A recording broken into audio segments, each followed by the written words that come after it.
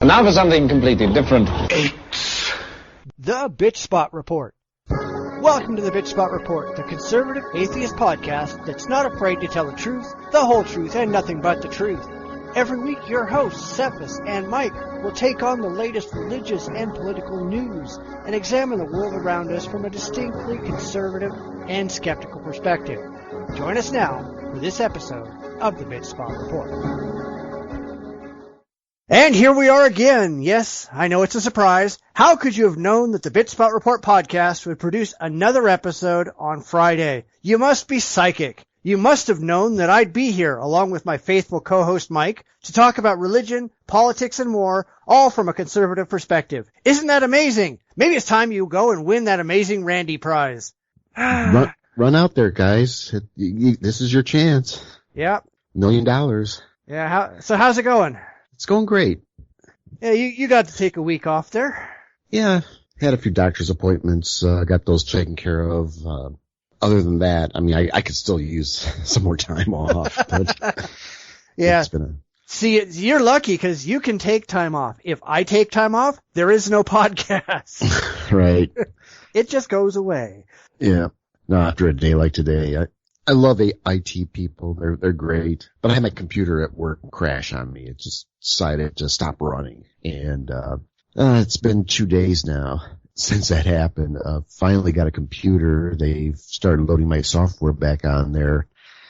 And, it's one of these places where everything's centralized in a different state and everything has to be pushed across the network types, to load stuff and gotta get approvals and all this kind of stuff. And I'm like, why can't that be easier? Why can't it be easier? It's not really the technology, it's the bureaucracy. That's what kills it all. Yeah, I know. I go through the same thing all the time. If something goes wrong, you gotta talk to 47 different people and get approvals on 6 different levels, and then they have to get on the phone and explain to you what to do. And it's like, guys, I know more than you do about this, alright? All I need is your damn passwords to be able to reinstall the software. I don't need your bloody help.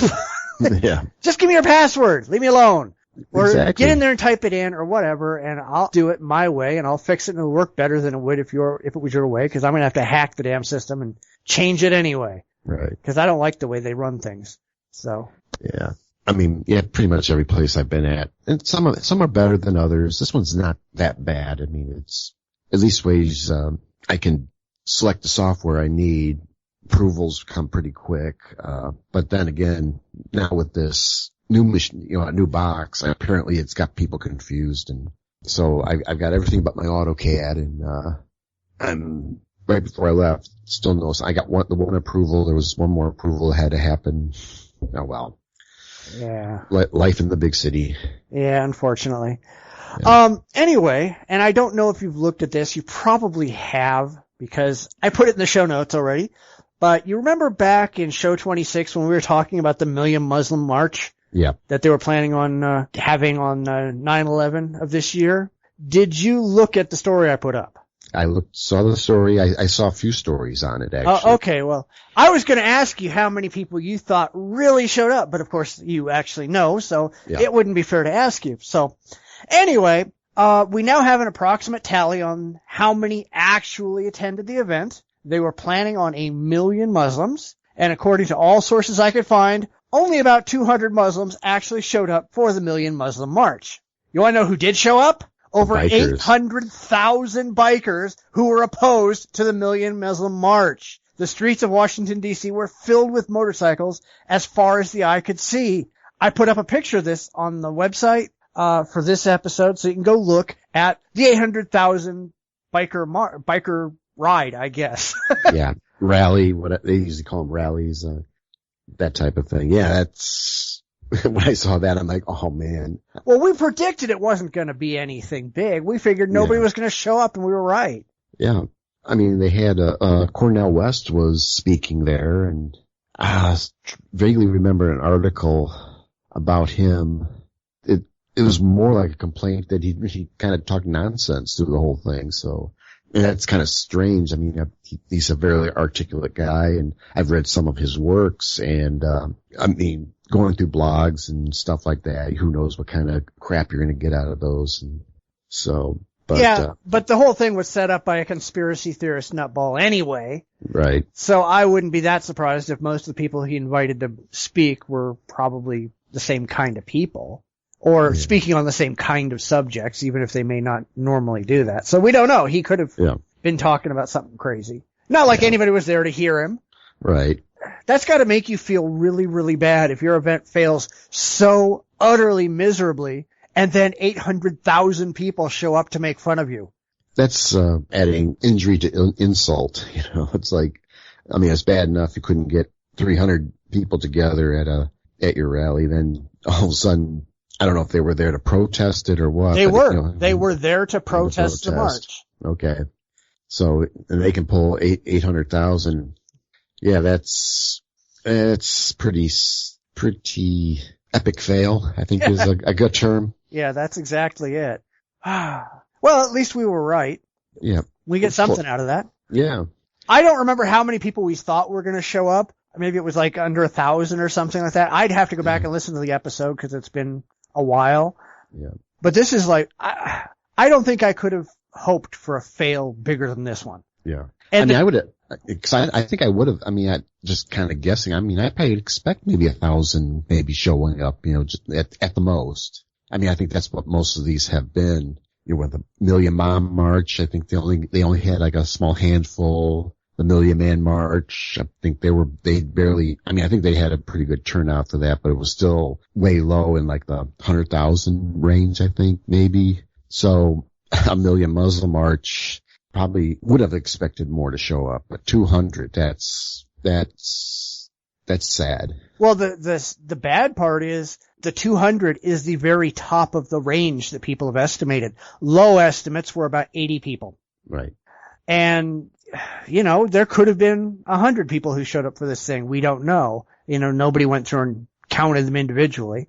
But, you know, we know that there just weren't that many people there. Yeah. I'm willing to give them 200 because that's still pretty pathetic. Oh, hey, yeah. They're welcome to their 200. Mm-hmm. I will give them the benefit of the doubt. Yeah. They fail no matter how they do it. Yeah. All right. You want to go ahead and get to the news? Let's get to the news. All right.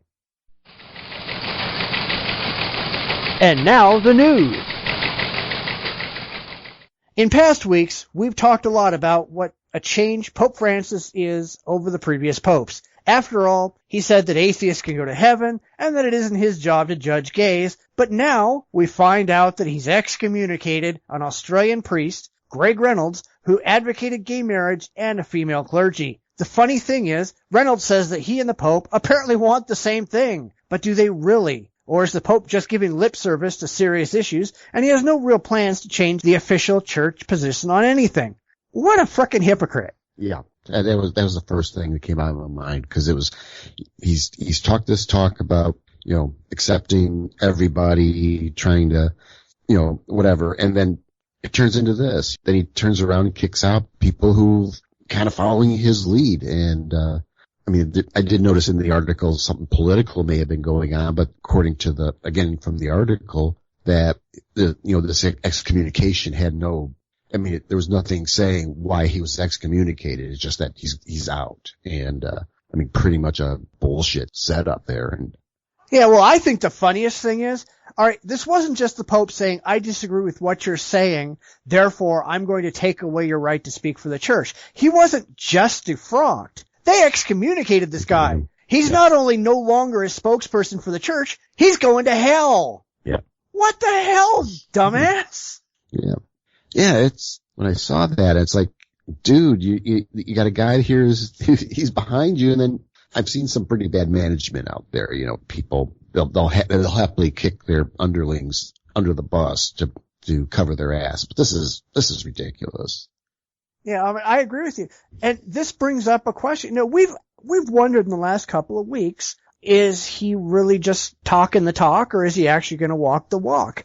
Does he actually want to change church policy or is he just kind of trying to talk people into rejoining the church and he's not really going to do anything? I think it's really obvious now. He's not willing to change doctrine. All he wants to do is flap his lip and say some bullshit and hopefully get a few people in to give him some more money. Yeah. That's it. You're right. He's just trying to make it sound like the Catholic Church is a wonderful, happy place, just as long as you're not gay or female.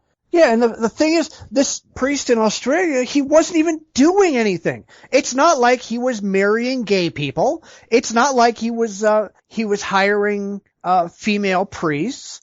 The guy was out there. All he was doing was talking about the exact same thing the Pope was, and the Pope didn't want the fucking competition. Apparently, yeah, that's about as chicken shit as you can get.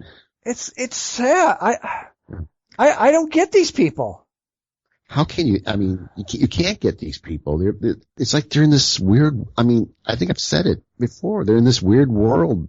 It's like this delusion. I mean, we know that most, even the hardcore religion types are in a delusional world. Where the world's created in 6,000, over 6,000 years, all that kind of crap. So, this guy seems to be in this case. It's like he's delusional. I mean, maybe he's off his rocker here. Maybe we're seeing the early signs of Alzheimer's or some type of mental breakdown. Who knows? He's not making sense, Well, I mean, I think we have to face the very possible reality that he's not really any different than anybody that's come before him. He's just got a different tactic. He's talking a different game, but he's not really playing a different game. He's just talking about it differently. Yeah. He doesn't really believe that atheists can go to heaven.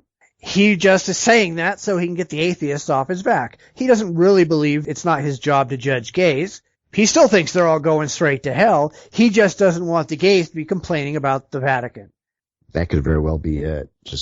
They're getting enough bad press, maybe get a little respite before they do the next major stupid thing. Well, this was a pretty major stupid thing. Yeah. But I'm willing to bet this isn't going to get an awful lot of press in the mainstream because, let's face it, everybody loves Francis and he's the poster boy right now. So they're going to ignore anything bad that he does. When we find out that they've got like gay concubines in the Vatican. Oh, they had that already. Sorry. Yeah. They've already been there. Oh, when they find out they have 10-year-old gay concubines in the Vatican. I don't think they've done that one yet. Then they might say something, but it's going to take something like that. Yeah. I wonder if they do this. They're doing something on purpose here. I mean, that's got to be it. Maybe because maybe they found the 10-year-olds and that's about ready to break. So, hey, let's do something crazy like excommunicate people who support us. Yeah. I mean, I think the whole excommunication thing is just really ridiculous when you think about it. It's one thing, it's like saying your boss coming to you and saying, hey, not only do I don't like the work you're doing, so not only am I going to fire you, but I'm going to infect you with AIDS. It's like, What the fuck? Yeah. Or I'm going to hunt you down and shoot you and kill your family and burn down your house and destroy everything that you own. Yeah. I mean, I don't know if this guy's been in trouble before. I mean, I haven't seen any stories or nothing has really popped out that he's caused any other problems. So, I mean, this seems pretty final. And, I don't know. Again, could it be the people behind him forcing him to do this kind of stuff? I don't know. Well, I mean, I would hope, if I was this Reynolds guy and the church that I had given my life to and my beliefs to and all this other stuff, if they went and kicked me in the teeth for agreeing with the fucking Pope, which is exactly what he's doing. He's agreeing with the Pope. I would be turning around and I would be exposing every damn secret I knew about the church and saying, guys, there are some people you just don't fuck with. I'm one of them. And I would be exposing every secret he had about the Vatican and about the way the Catholic Church operates. Yeah. I'd be out for frickin' blood. Oh, definitely. I call this a chicken shit move. I mean, the guy did nothing wrong. And I could see maybe, if there was something going on there, it'd be maybe get called in and says, hey, you gotta knock this out, or maybe a reprimand or something like that. But excommunication, I mean, you're out, and you're done. You're not Catholic anymore. And this, coming right from the Pope, it's like, holy shit, that's pretty bad stuff. So, I mean, I don't want to defend anything because there's nothing really to defend.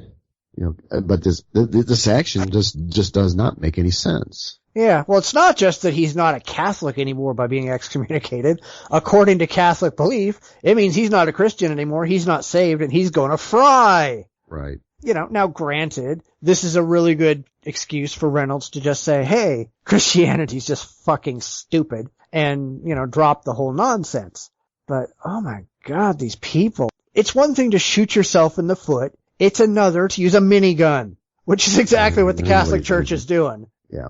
I mean, I wonder how many more are getting, or who will be getting it next, or if this guy's being made an example of, or what. I don't know. Yeah, well, I mean, I'm sure we don't know the entire story. We can only go by the news that we have, but it seems like a gross overreaction. Yeah, definitely. All right, well, you want to take your first story? Let's take my first story.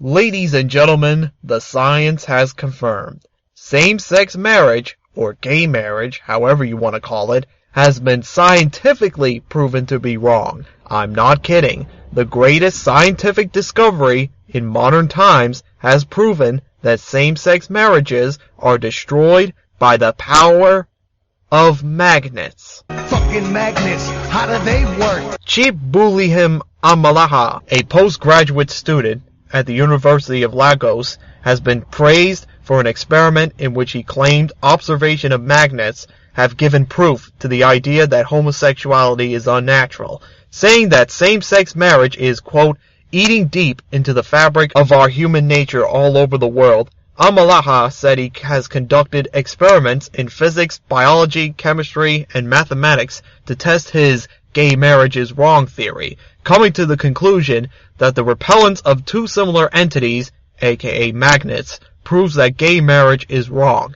In explaining his work, Amalaha cited magnets, electrolysis, and animal mating as rationale for why gay relationships are wrong, coming to the thesis that like does not attract like.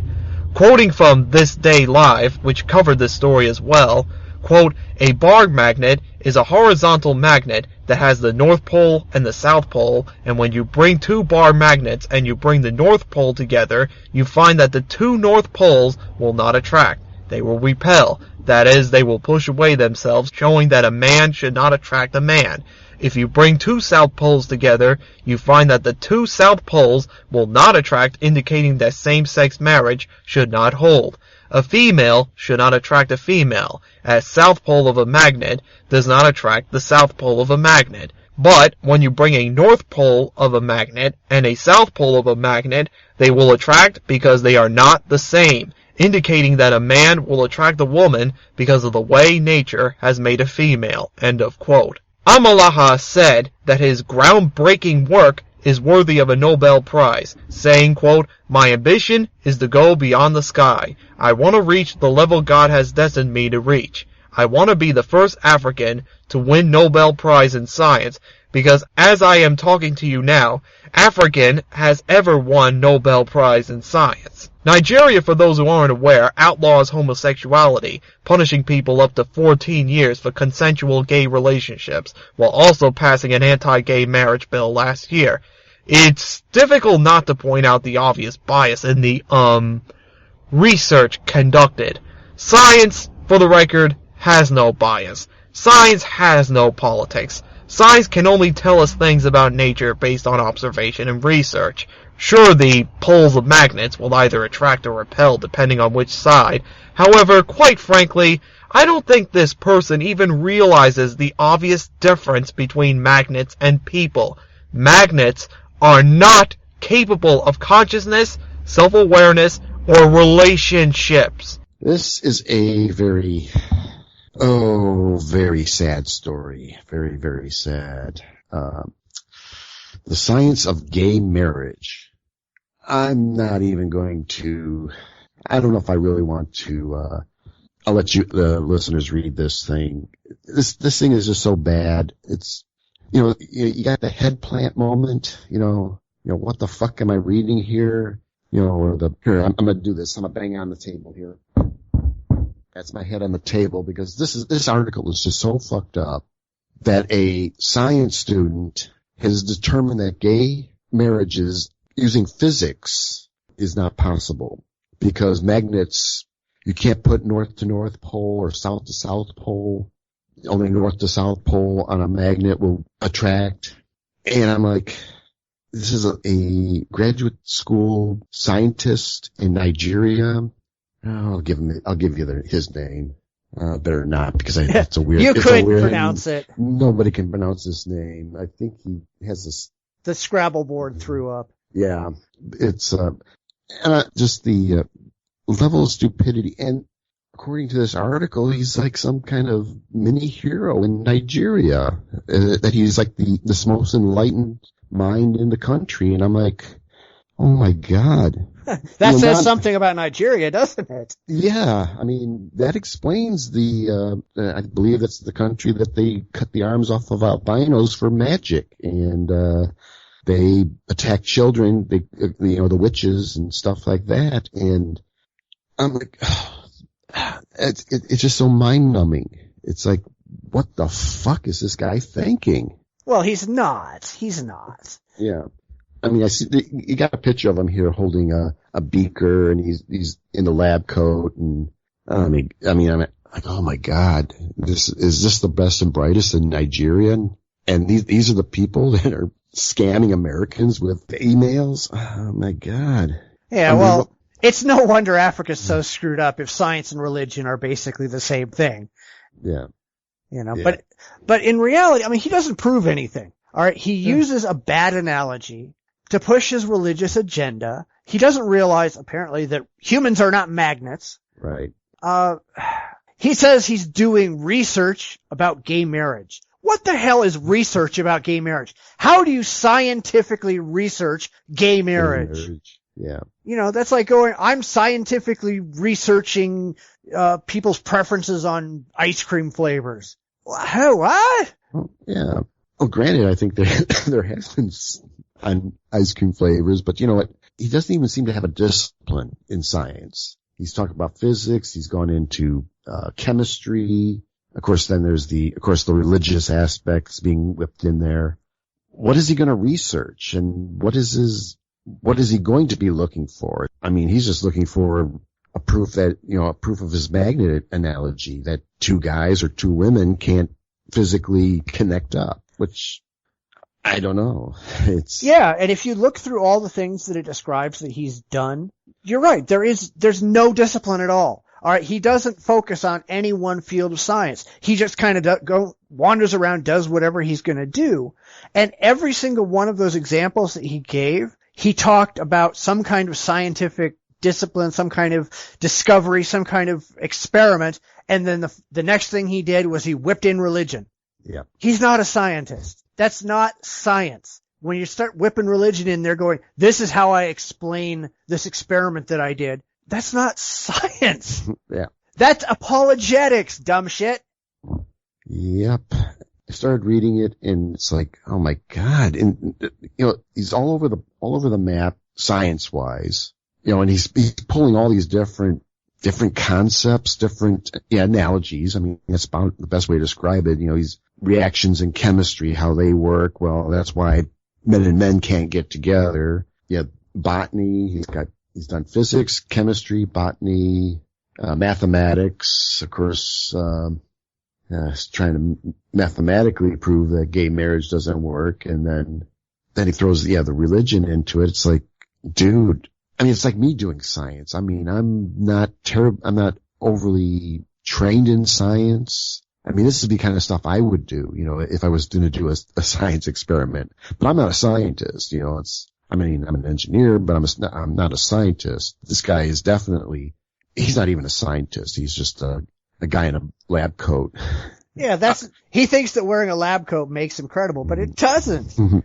I mean, he's Ray Comfort in a lab coat.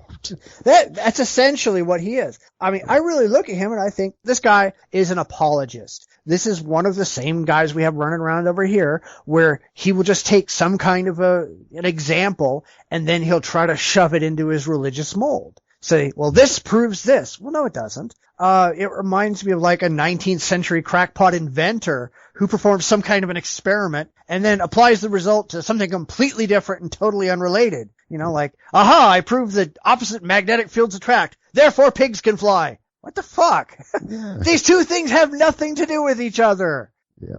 Well, I mean, it's the best the religious can do. Oh, pretty much, yeah. And that's all he's doing is trying to, I don't know, shoehorn all this stuff together to come up with a standard model for gay marriage. And, even the Million Muslim March has more credibility than this guy. Well, that's kind of scary. Yeah. I mean, at least they had a cause. I mean, this guy has got a vendetta. I mean, I don't know what his motives are, but I'm sure it's just this weird, religion and trying, I mean, I've seen a lot of that, trying to meld religion and, science together and trying to say here science is proven. I mean, there's biblical archaeology. That's one of those areas where they're trying to prove that, certain people existed in the Bible, that, trying to prove, the floods, the Sodom and Gomorrah, all that kind of stuff. And, so they can have a science basis to support their religion. And that's all this guy is trying to do, but he's failing miserable. The biblical archaeologists are doing real science. It's just many of their conclusions are wrong and has been disproven. So. Yeah, well, I mean, like I say all the time, religion does science ass backwards. Science looks at the evidence. It takes observations. It looks at what happens, and then it follows that to a conclusion somewhere down the road. Religion starts with a conclusion, and this guy starts with a conclusion, and then he goes back and cherry picks science, picking out only those things that support this conclusion, and ignoring everything else. Yes. That's what this guy is doing. That's what the apologists do. They're not interested in what's actually true. They're interested in defending what they already believe. Yeah. Yeah. And then using science, which, I mean, that's just so disingenuous. It's like, at first, when I started reading, I'm thinking he's written papers, he's presented papers, but then it turns out within Nigeria. So it's like, it hasn't gone out to the general public or general scientific world. I imagine not too many people take Nigerian scientists too serious. Well, I think the funniest thing, he said he wanted to get written up in peer-reviewed journals around the world, and it costs money to get written up, and he doesn't have the money, so apparently the scientific establishment just doesn't want to hear what he has to say. I believe so. I'm willing to bet and let's face it, most journals out there, all you have to do is be a part of, actually a lot of them, there are no requirements at all. You can be published just by submitting your paper. But most of them, all you have to do is be a part of whatever organization it is, and you can get published.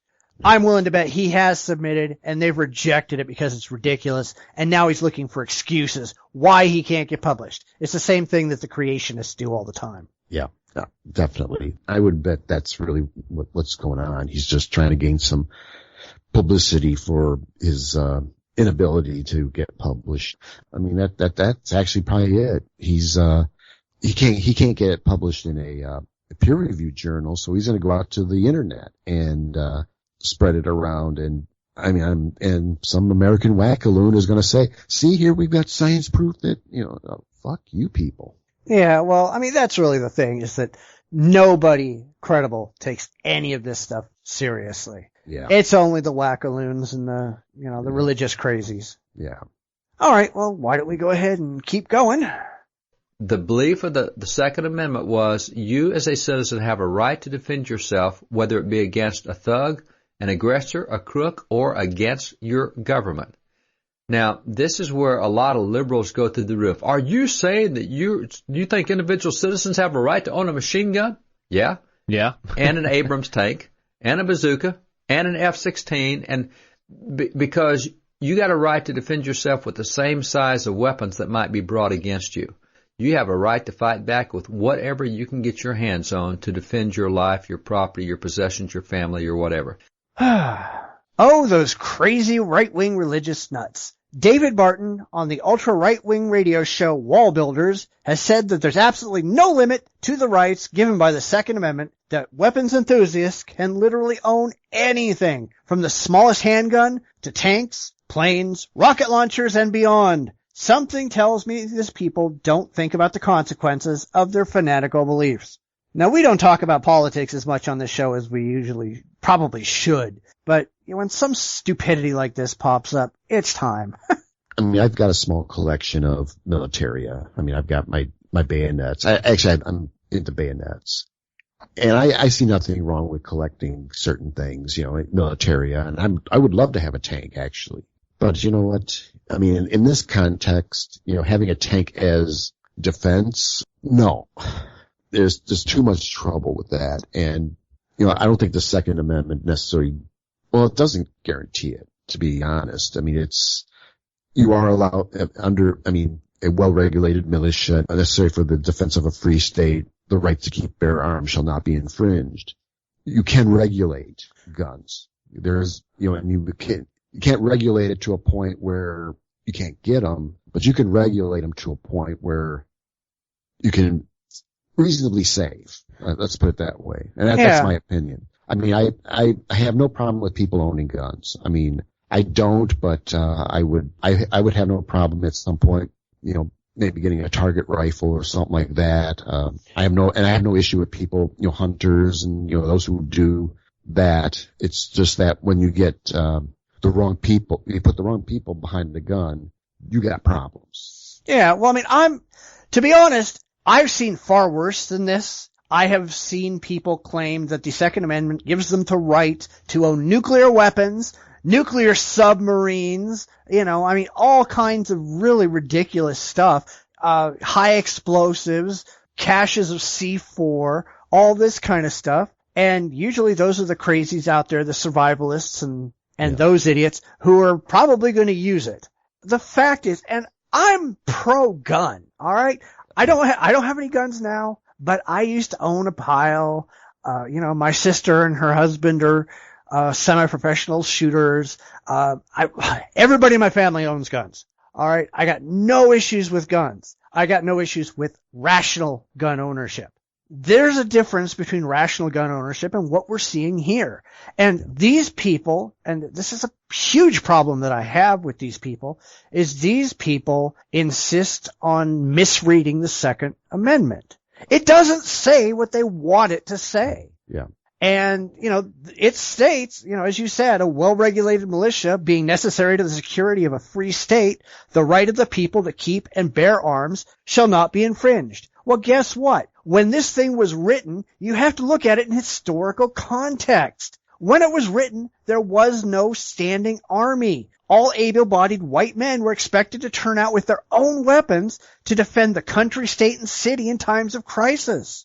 It was written not as a guarantee of individual weapon ownership, but as a guarantee for national and civil defense. That's why that part on the well-regulated militia's there. That's the part they don't talk about anymore. Right. They just stop talking about that. They start talking about the right of the people. They don't worry about the militia anymore. And the Supreme Court has really fucked things up. Yeah. If you go back to, like 2008 in District of Columbia versus Heller, they fucked up because they're trying to make the Constitution fit American life instead of making things fit the Constitution.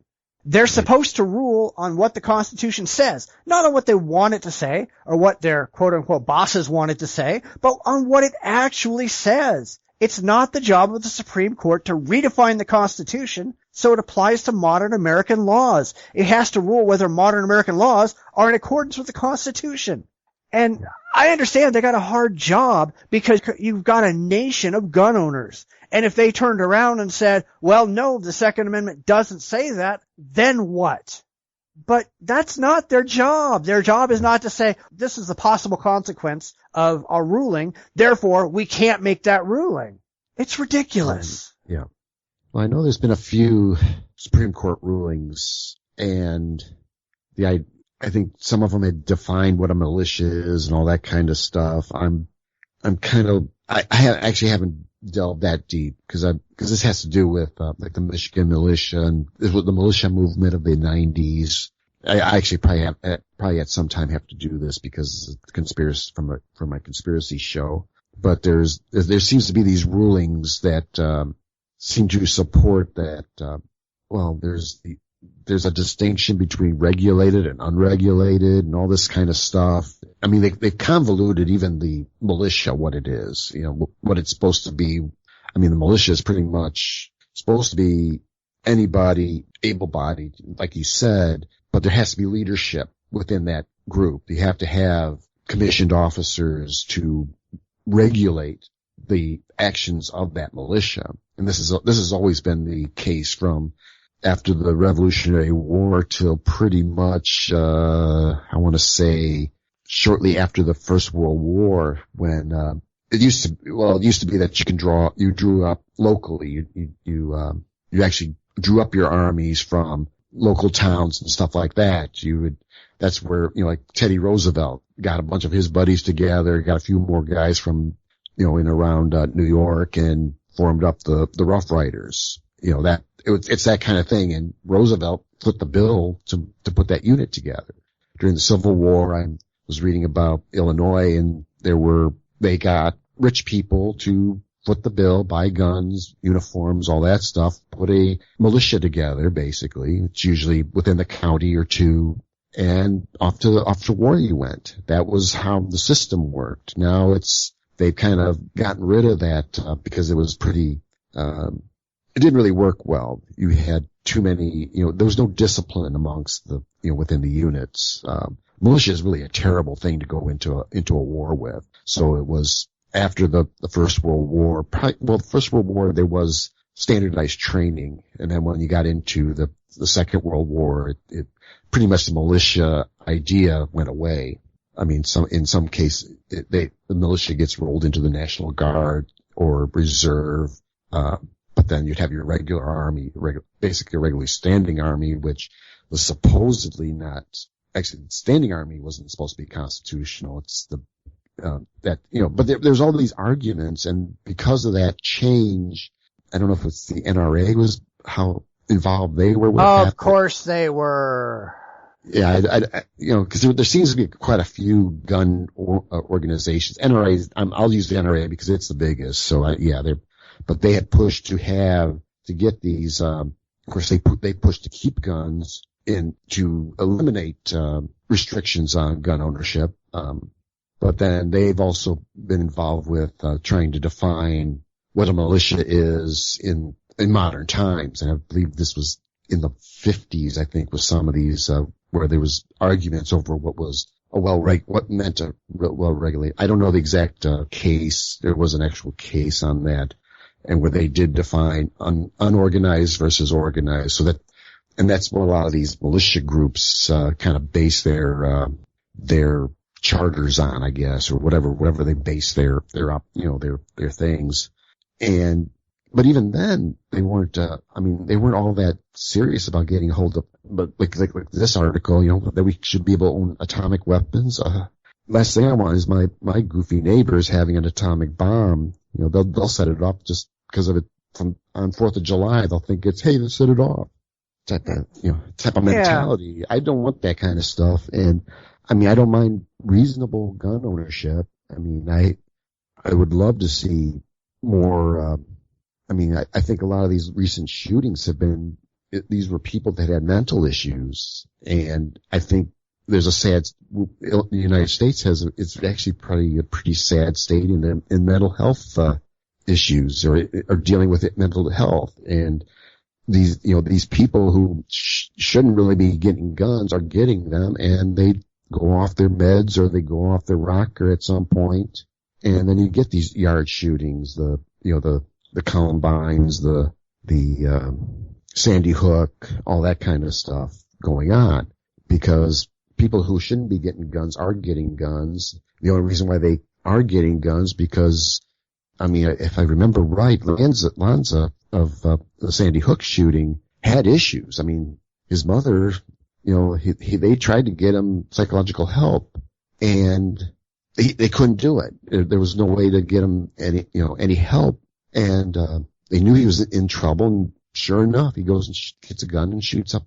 He took his mother's guns and went and shoot up the school. And his mother. And his mother on top of it. You know, it's like, I mean, I think that's a lot of the problems. We just won't own up to the fact that the wrong people are getting a hold of guns. Yeah, like with the stand your ground stuff with, like, you know, the Zimmerman situation. I mean, you know, that's just asking trouble. You know, that was a situation just asking for trouble. The wrong thing happened, and, you know, that, Trayvon Martin gets killed, and, of course we don't really know the whole story. We'll never will, I don't think. One of them are dead, and the other one is convinced that he did right. You know, it's like, who knows what really went on at those moments. Yeah. Well, I mean, the way I look at this, these people are all sitting around going, you cannot infringe on the right to own guns, which means everybody has rights to own guns. But even when the fucking Second Amendment was written, they did not allow unrestricted ownership of guns. They weren't handing guns to black slaves and women. They couldn't own guns. The only people who could own guns were white landowner males. Yeah. You know, today, you're not supposed to be able to get a gun if you've got a felony conviction, or you're insane, or you're a foreign national without a permit. You know, you're not supposed to have guns. There is no unrestricted, non-infringed reason for everybody to have a gun. And certainly there's no reason to give them a nuke. These people are just idiots. I mean, I'd love to have a tank, but I don't need it to be, you know, live firing. I mean, but, I had a friend who had a howitzer. Cool. And, well, he got it. It was surplus. And when he got it, the barrel was filled with concrete. They have to render them non-operable. You can go out and get a tank right now. It just can't run and it can't fire. Right. But he went out and he chipped out every bit of damn concrete out of that barrel. And he had this sucker sitting in his backyard on a cement slab, fully operational. He had goddamn ammo. He could have fired it. He never did. But he had the ability if he ever needed to. And that's the thing, is if you look back in history, at the time that there was no standing army, the people owned all the weapons. They had the rifles. They had the cannons. You know, you didn't go down to the armory and sign out a cannon to go fight the war. You took it out of your own backyard or wherever it was, and you rolled it out to the battlefield, and you fought with it, and then you took it home with you. That's why the Second Amendment exists. It is not just a license to own any kind of firearm that you can possibly stick in your house. Exactly. Exactly. You know, I don't give a shit if you want a fucking aircraft carrier. You can't have one. Yeah. And where would you put it anyway? Yeah. Parking that thing would be kind of a bitch. Yeah, absolutely. I mean, I know you can, it was guys that are buying Russian submarines and stuff. I mean, imagine with the right amount of money, you know, you can get what you want. Oh yeah, you if you want to buy decommissioned Russian military gear, you absolutely can. There's no law against it. To bring it over to the U.S., it has to be rendered inoperable. But you can own a tank. You want to own a tank? You can own a tank. You want to go buy a T-72? It's yours. But you gotta play by the rules. These people don't want to play by the rules because these people have the really bizarre thinking that the government's gonna break down and they're going to have to fight off the military at their door. And those people are fucking stupid. No, they're just insane. They're not thinking. Again, it's this, I don't know if it's a religious, it's almost like a religion that it's my God-given right to own a gun. And no, I mean, there's no God, so how, you know, they think, I don't know. There's like this real weird mentality. And talking to some of these guys, it's like, they're almost like, they'll start foaming at the mouth, literally, over this, you know, whatever the thing is, you know, they wanna, you know, what's some of the restrictions that they were trying, or have tried to push through, or have pushed through. Things like, you know, what was it, the, cop killer bullets, whatever that, I forget what that was. There was whatever the site, you know, whatever the, and. You are not allowed to own depleted uranium rounds. Yeah. Oh, man. Yeah, I know. You know, you're not really allowed to own a minigun without a serious permit. Yeah, I mean, Yeah. And miniguns are cool. I will give you that. But they're not really useful for home defense. I'm sorry. Just, you can't conceal it. I mean. Yeah, well, you gotta remember, like I was saying, these people, they think Obama is gonna come break down their door and throw them in prison because they're not liberal. I'm sorry, but if the police are coming for you, you're fucked. I don't care what kind of an arsenal you've got, because you can sit there with your machine guns and your rocket launchers and all the rest of that, and the government's gonna fly a fucking bomber over your house and put a bunker buster through your window. You're dead. There's nothing you can do about it. Yeah. Or just, they can surround the house, let you shoot off everything in your house, then when everything's gone, then they go in and get you, no matter what, you're fucked. Yeah, they wait till you starve. I don't care how much food you stockpile. It runs out eventually. Yeah.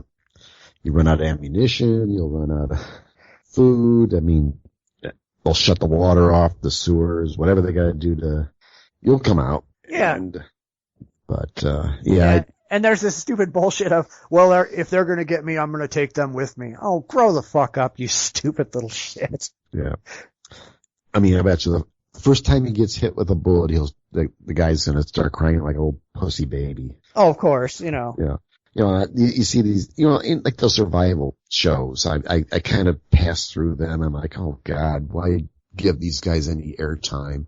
And they talk about, yeah, we're ready. We've got 2 years of food, and I've got this gun sitting here. I've got this gun, and I think I even saw one where they even brought in experts to help them improve their little bunker that they've built.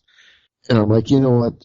The second the shit hits the fan, and you're sitting there, and you may be the tough guy, and you start shooting at your neighbors that are trying to get on your property, but I bet you the second they take a bullet, they're going to be crying like little bitches.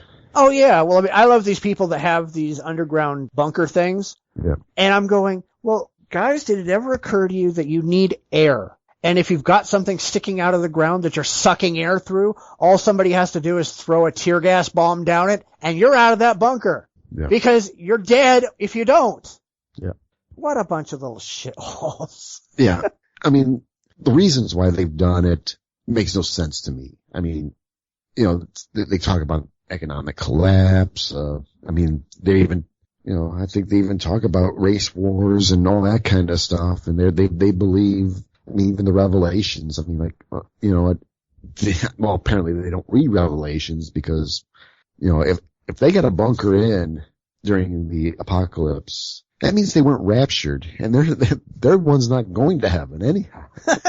That's actually a really good point. It's like, what the fuck, people? Actually, that just dawned on me. It's like, holy shit, these people are ready for the apocalypse and the Revelations and all this stuff, and it's like, why are you worried about defending it?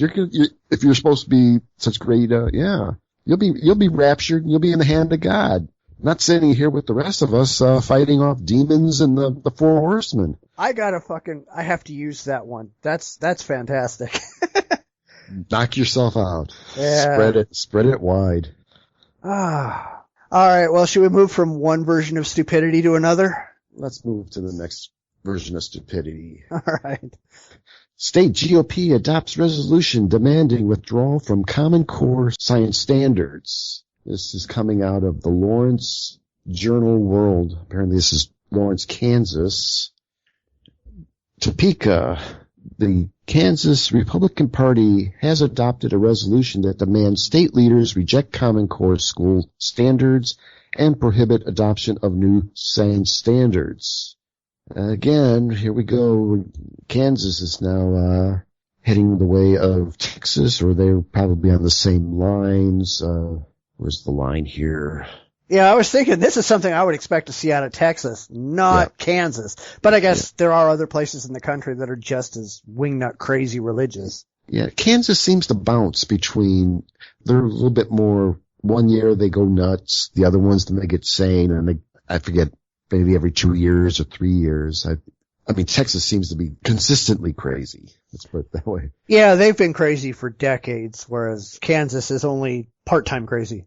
Yeah, because, Yeah, here we go. The standards were opposed by some because they treat evolution of species as a fact and offer no discussion of religious-based theories such as creationism or intelligent design.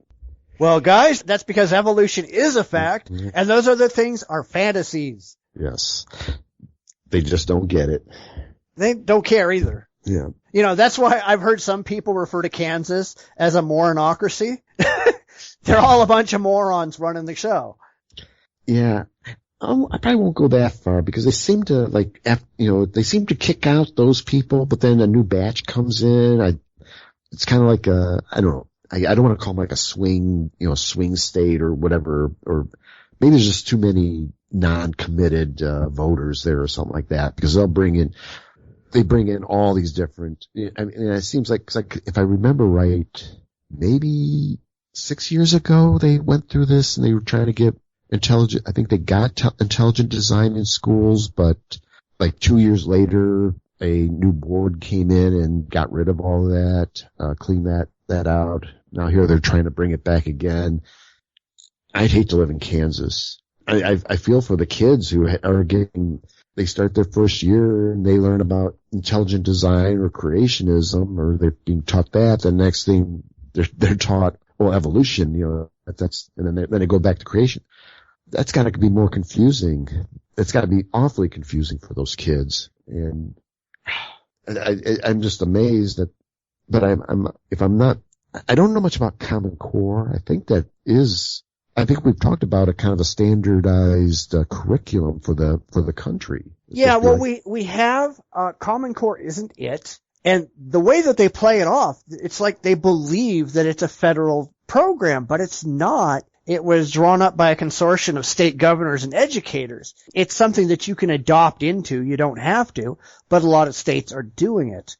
I really think we do need to have a national educational curriculum that nobody can opt out of. That this is what you are teaching. This is a minimum that every damn school in your state, private, public, home, every school is required to teach this stuff. And that would do away with Texas and their stupid textbook thing. Yeah. Because everybody's going to be getting the same thing. And just say, this is what you're teaching. If you want to teach more than this, go ahead. If Kansas wants to teach, well, they couldn't get away with teaching creationism because that's already been outlawed by the Supreme Court. But, if they want to go ahead and teach some other weird, crazy crap on top of what they're required to teach, I'm cool with it. If they hurt people, then people vote with their feet and they move out of the state and it hurts the state economy. But if they want to do that, all right. If you want to have a comparative religions class in your high school, go ahead. I don't care. Yeah. Or teach it as literature, or teach it outside of, don't teach creationism as science. Teach it as literature or something like that. But, science would be taught in science, social studies, English, they all teach that. Don't teach, this gobbledygook because, again, I think I've gone through it a few times. I know you have. You're not doing these kids any good. When they start going into the universities, colleges, universities, they're going to be so unprepared, and hopefully, other than maybe the, Liberty University and all those, the ultra religious ones, but just the, your regular colleges, universities, they're going to expect you, evolution is the way. And if you're going in there saying, we're taught creationism, it's like, well, then you're going to go back to remedial science or, something like that. Yeah, well, the thing is, you have to remember that a lot of these hyper-religious parents, they don't really want their kids going to college. They don't even really want them going to high school. They're just required. If they don't send their kids to high school, the cops show up. So that's the only reason these kids are going to high school. And let's face it, they don't want their daughters going to school at all. Right. We talked about that one. Yes. So they don't really give a crap about preparing their kids for higher education because they don't really want their kids to have an education to begin with. They just want them taught what their churches teach, and they don't really give a damn about anything else because they figure they're just going to go out and get low-paying jobs and whatever. They're not going to be successful people because successful people actually have to be intelligent. Right. And I think it's a shame that, a kid is being denied an education. There's nothing better than getting a proper education. And that means well-rounded in science, math, all the different, the stuff you gotta learn. You gotta learn to read, write, math, science, social studies, what else? Art, whatever. But it has to be factual. It has to be honest education. It can't be this, creationist, creation, intelligent design, that crap. What is it? Again, in Texas, they've done, beside the science, they're even tore up social studies. You can't talk about civil rights and stuff like that. It's like, you're dumbing down these kids. And I'm certain, if these wingnut, evangelistic, whatever parents want to destroy their kid's life, destroy their kid's life. Don't destroy other kids' life. That's what really bothers me. Screw up your own life. Your own life is screwed up. Screw up your kid's life. Let them get on welfare, be, whatever, but let the kids that want to learn, let them learn the right things. Yeah, but you have to remember that so much of religion is entirely anti-intellectual. They're afraid of people who are smart. They're afraid of people who actually know things. Because if you actually know things, then all the crazy things that they believe go right out the window. So they don't want anybody to know things. It's not just their kids. They don't want anybody. They don't want to live in a society where anybody knows anything. They want to live in a society where everybody has a bunch of blind beliefs that nobody dares talk about, and everybody's just a fanatic over. Yeah.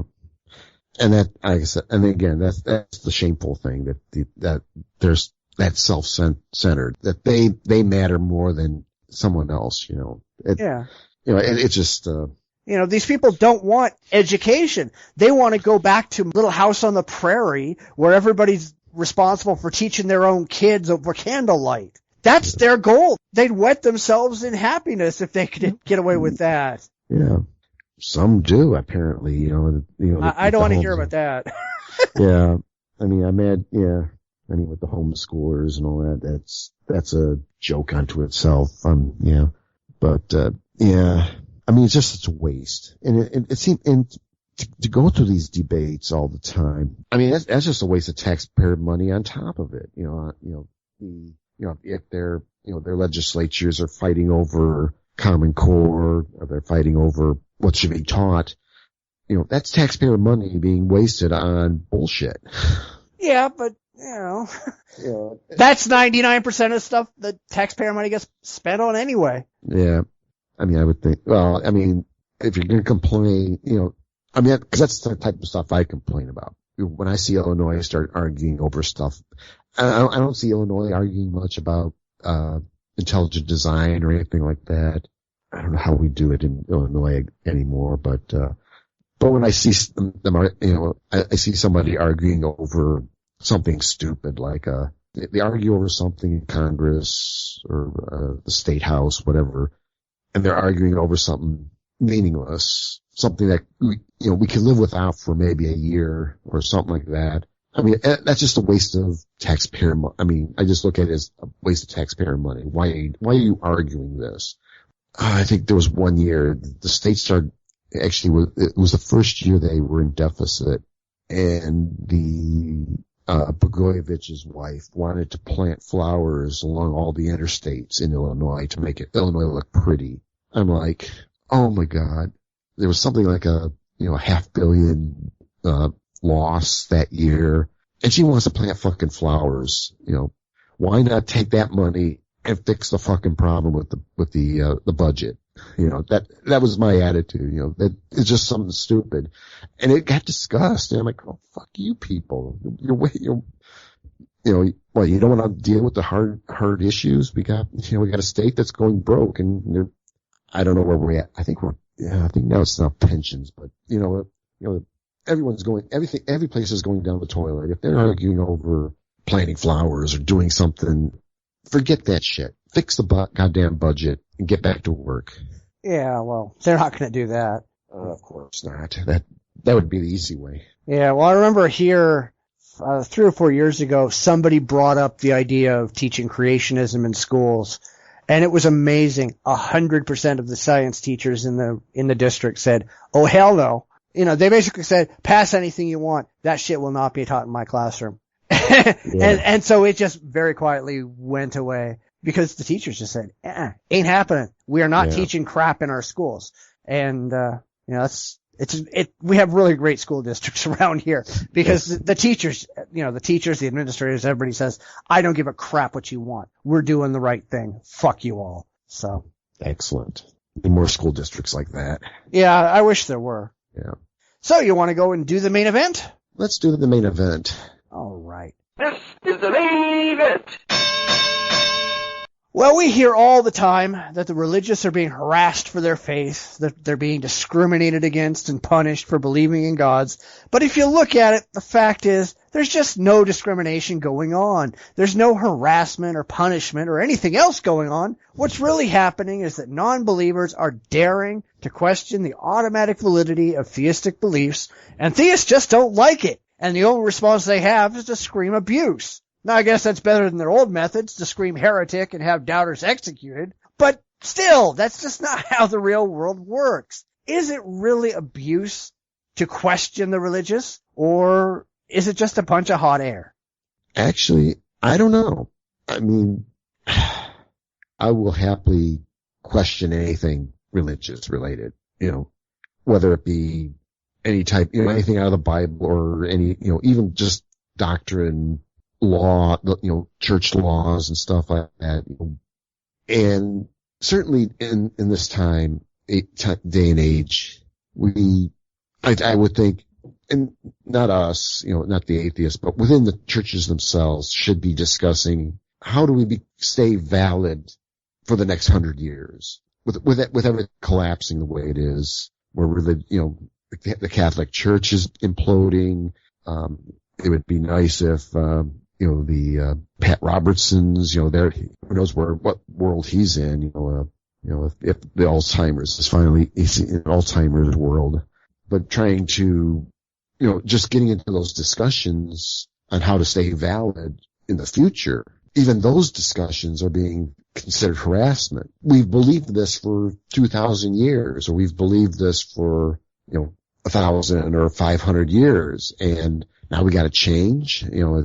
People have been defensive over this stuff, and then they assume that they're being harassed. Help! Help! I'm being repressed! Yeah. I mean, that's kind of the way I'm seeing it. It's like, from our side, we don't believe in what they believe. We're sure that everything they believe is crap.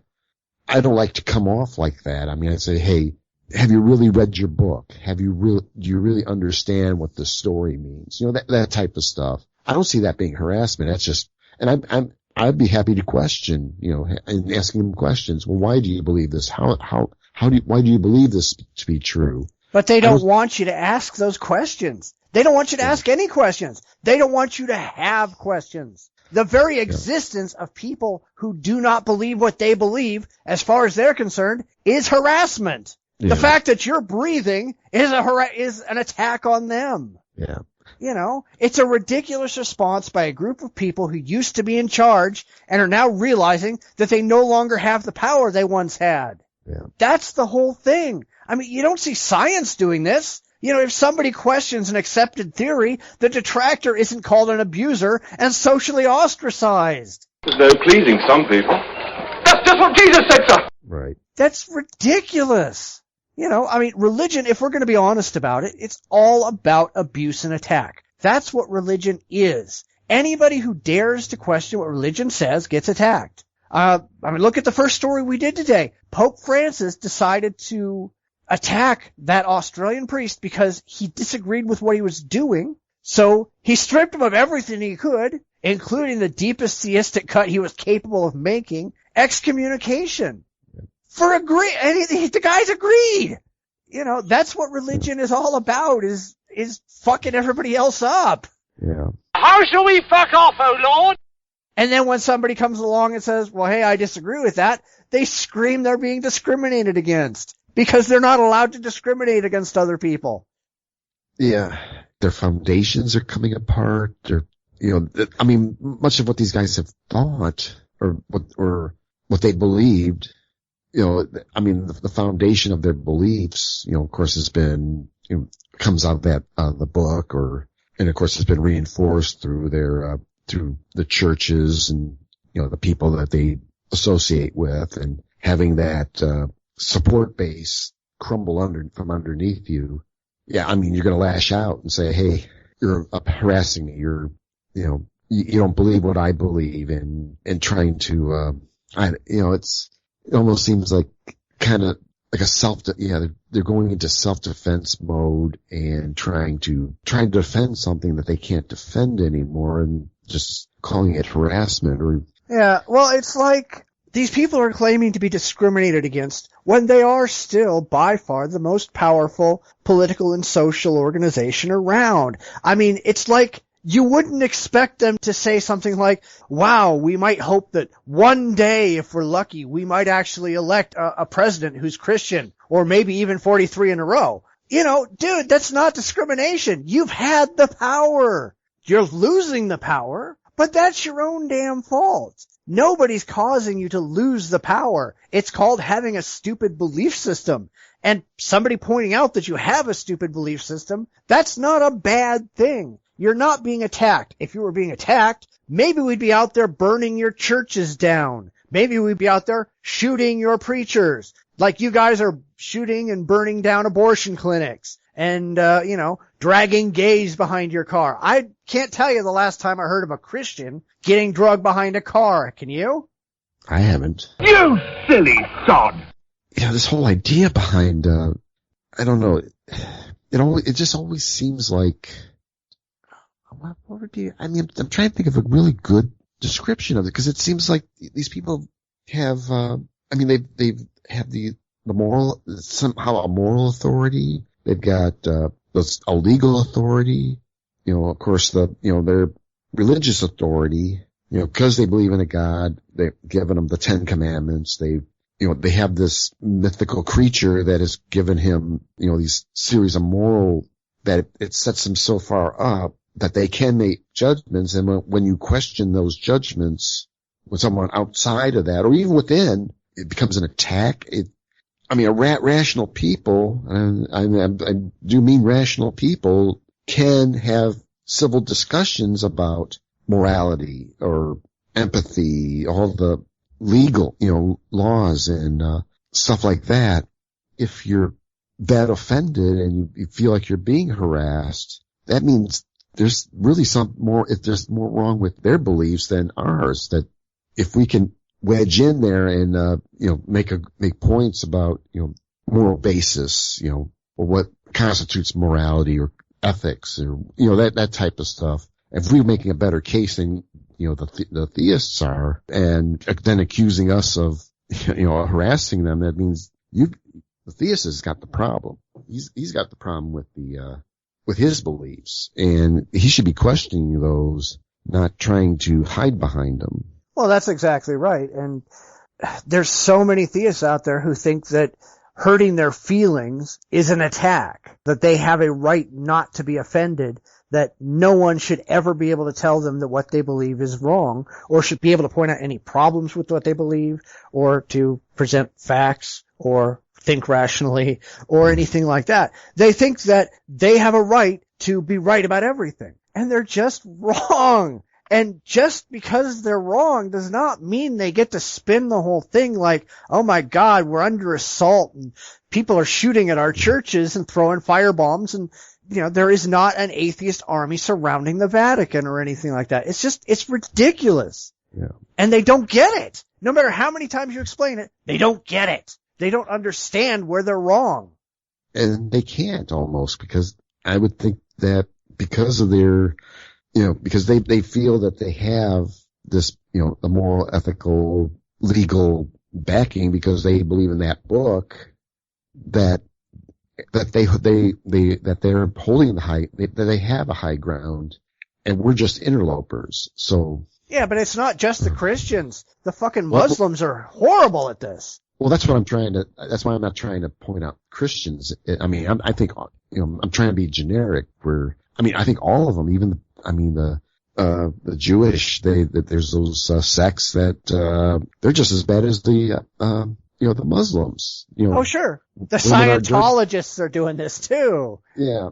So, I mean, I'm not singling out I'm not even singling out the Christians. I mean, I'm talking about everybody. They all seem to have this moral high ground that it's okay to, we have the moral high ground. We have the ethical high ground. We've got the legal high grounds, because our book, our Qurans, our Torahs, our Bibles, our, whatever's gives us that ability, that gives us that's what makes us better than you. So you can't question our beliefs because you don't have a book. You don't have a morals, or you don't have ethics. You get that from us, that they're, the world is centered around these people, and they will fight for, when you question it and you say, well, you could say that, well, morality is not anything that you can get out of you don't get that from a book. You get that from life. You get that from, that this is this is the right thing to do. This is wrong thing to do. I mean, to me, it's pretty straightforward. I don't need the 10 Commandments to tell me not to kill somebody. Yeah, but they do.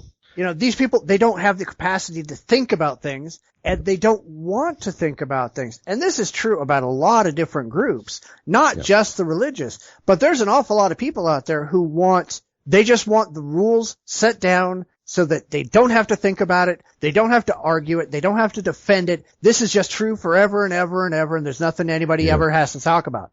And that's not the way the world works. Right. You know what? I'm kind of big on rules at work. Rules, policies, stuff like that. Set up a rule, follow it. But you know what? You set up a rule and you run into a problem. I can't come up with a real good now, but you set up a policy for, let's say, document control. I set a document here, you store it for me when I want it back, that type of thing. And you set up a series of, steps you go through to check a drawing in or checking a drawing out. If you run into a problem with that, you fix it. You say, hey, here we got a problem. We got a bottleneck here, or this is, taking too long, and you kind of discuss it and you solve the problem. Okay, yeah, we'll just change, we'll change this rule, change this policy.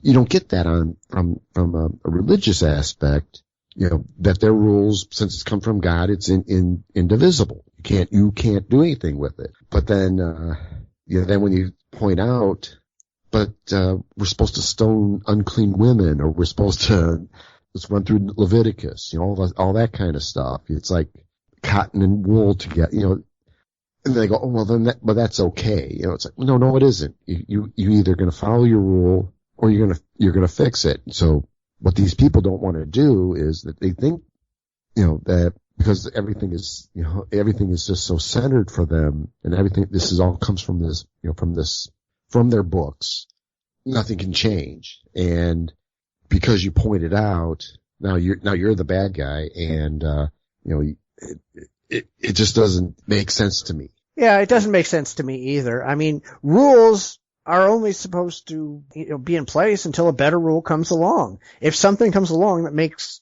that either proves that the old rule was just wrong, or that does what the old rule did better, then you should switch to a new rule. Yeah. I mean, it's like, it feels like the religious are going, the only way to make fire is to bash two rocks together, and when you come by and give them a match, they scream heretic. It's like, guys, bashing two rocks together just isn't a very efficient way of doing that. I'm sorry. Yeah. There are better ways, but they don't care. It doesn't matter, because these things come from an imaginary friend in the sky. Yeah. Oh, yeah. Yeah. That's it in a nutshell. I mean, they just can't let go. And I don't know if it's just this, it probably is totally ingrained in their lives. Every aspect of their life had something to do with something out of that book. And to question that, I mean, I've kind of heard my ma trying to still defend, creationism a little bit. And it's like, cause she kind of believes that, God put everything out there, then evolution then took over. And I go, it's like, no, I mean, I started, talking to her, and she's kind of like, well, yeah. But I think she's, again, she was just kind of hanging on to those little bits and pieces. I don't know where she's at now, religious wise. I don't go out and talk to my mom much about religion. So, but it's like still kind of grasping on to little bits and pieces. Some can do that. They'll still hang on to a little piece here, a little piece there, but eventually those pieces disappear and you find yourself, hey, wait a minute, religion was bullshit. And, but then there's those that, it's just so ingrained in their lives that they can't think of anything else but to be in that front pew every Sunday morning or, Saturday morning or whatever, or being at prayer at, whatever time they're supposed to do it and, that type of thing. Yeah. And they'll happily listen to some crazy guy with a white beard and a turban that it's okay to throw acid on little girls or shoot girls trying to learn, and they won't even question it. This is what the book says, this is what the teachers, the rabbis, the shamans, whatever, the ayatollahs, this is what they told us to do. So we will hijack airplanes and fly into buildings. That's the way, because it's what I've been taught, Right. And unfortunately, a lot of people, they get so completely indoctrinated into these religions that the core of the religion becomes a fundamental part of their own self-identity. They cannot separate themselves from the religious beliefs. So anytime anybody attacks the religious beliefs, they can't help but see that as an attack on themselves. Right. The idea that God exists is as real to them as I've got blue eyes or I've got, brown hair.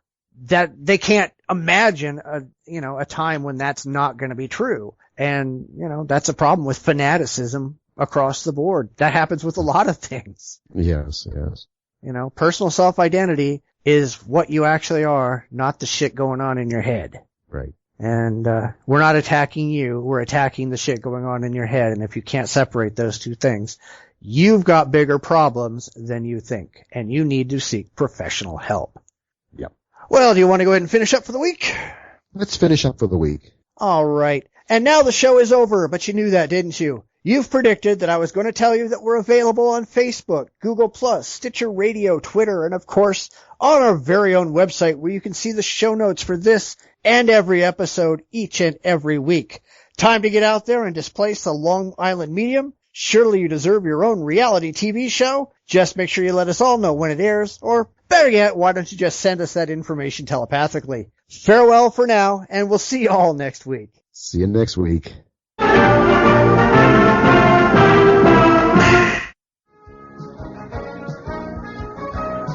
You've been listening to the Bitchspot Report Podcast with your hosts, Cephas and Mike. You can follow us on Twitter respectively at Bitchspot1 or at JDRipper1962. Please visit our website at report.jdragononline.com. We're on Facebook at facebook.com/The Bitchspot Report. We're also on Google+, iTunes, and YouTube. Those links are at our website. We'd love to hear from you. You can reach us via email at report@jdragononline.com. Comments, ideas, and suggestions are always welcome. We'll be back next week with another fun and fact-filled episode. Please tune in again.